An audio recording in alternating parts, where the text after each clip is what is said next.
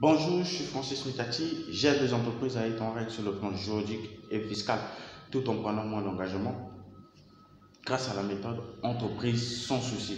Si vous voulez profiter de cet accompagnement, je vous invite à vous abonner sur ma chaîne YouTube en cliquant sur le bouton s'abonner qui se trouve en bas de cette vidéo.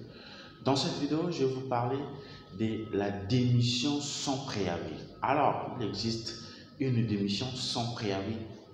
Alors, au-delà des dispenses de préavis fixées par la loi, il existe des dispenses négociées par le salarié ou imposées par l'employeur. Nous avons par exemple la dispense demandée par le salarié à l'employeur. Nous avons la demande peut se faire par écrit ou à l'oral. Si l'employeur accepte, le salarié est dispensé du préavis. Dans ce cas, le contrat prend fin à une date décidée d'un commun accord.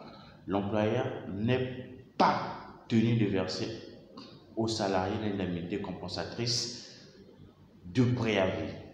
Si toutefois l'employeur refuse, le salarié doit effectuer son préavis comme prévu. Alors, vous devez savoir que pour démissionner, on ne démissionne pas d'ego ou on ne quitte pas l'entreprise juste comme ça. Et on doit respecter, pour quitter l'entreprise, on doit respecter ce qu'on appelle le préavis.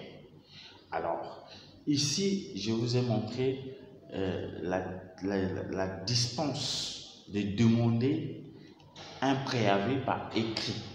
Mais il y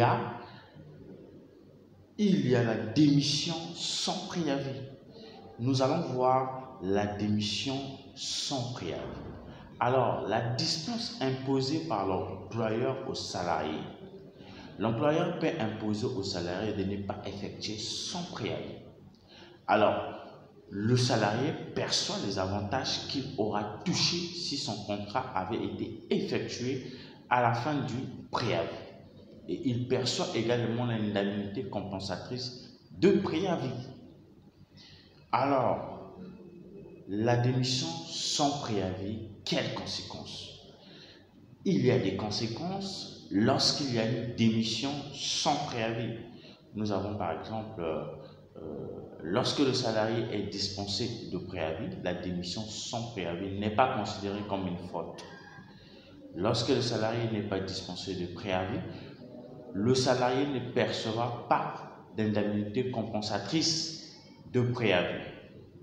Toutefois, l'exécution d'un préavis ne va pas limiter le salarié ou les avantages auxquels le salarié aurait eu droit s'il avait bien effectué son préavis. Attention, la démission sans préavis et sans dispense peut constituer une faute grave de la part de l'employé.